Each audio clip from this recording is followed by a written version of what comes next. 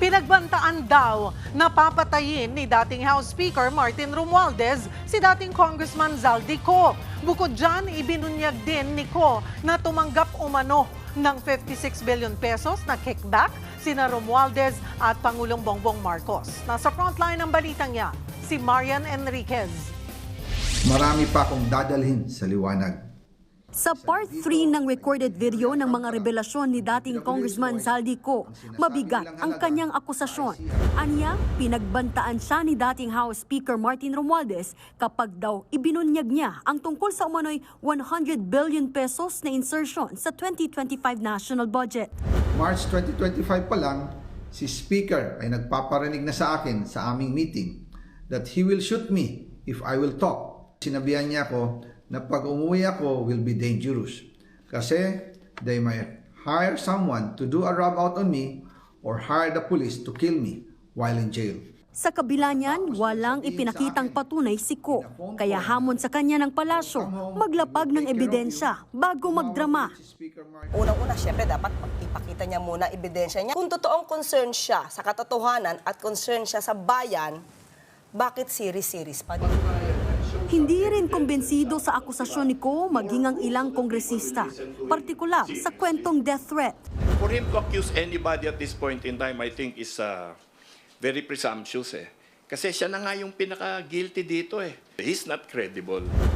Git naman ng abogado ni Co, totoong may death threat. Mahirap daw kung aasa lang sila sa security ng pamahalaan. Kung barilin yun, ano sasabihin ng gobyerno? Oops, sorry, we tried our best. Ganun lang ba yun? Dagdag pa ng kampo ni Co, meron silang ebidensya na magpapatunay sa mga paratang ng dating kongresista. Meron pa mga photograph, may video. Ang linalabas niya is face-to-face, hindi phone call.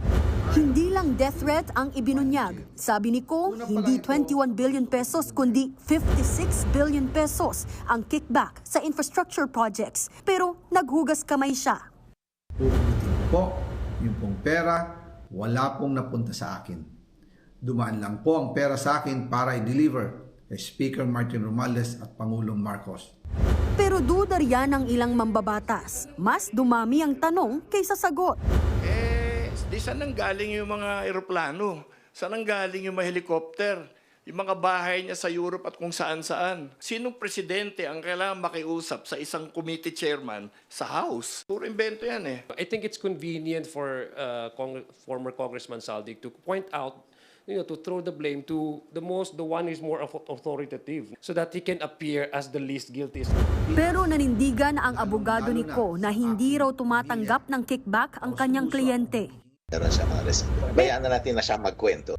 At kung akala nyo tapos na, may pasabog pa raw si Co tungkol sa umano'y kickback ni na PBBM at Romualdez. Tingin naman ng Malacanang, hindi nagkataon lang na isinabay ang mga umano'y expose ni Co sa mga nagaganap na protesta.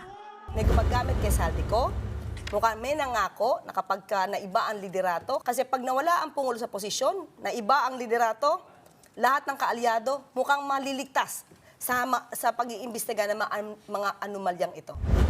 Ayon naman mismo kay Pangulong Bongbong Marcos, hindi na niya papatulan ang mga pinagsasabi ni Co. Bago pa man ilabas ang part 3 ng video ni Co, iginiit ni Romualdez na malinis ang kanyang konsensya.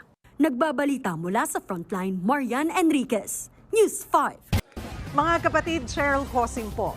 Maging maalam at may pakialam sa mga napapanahong issue at headlines. Mag-follow at mag-subscribe na sa social media pages ng News 5.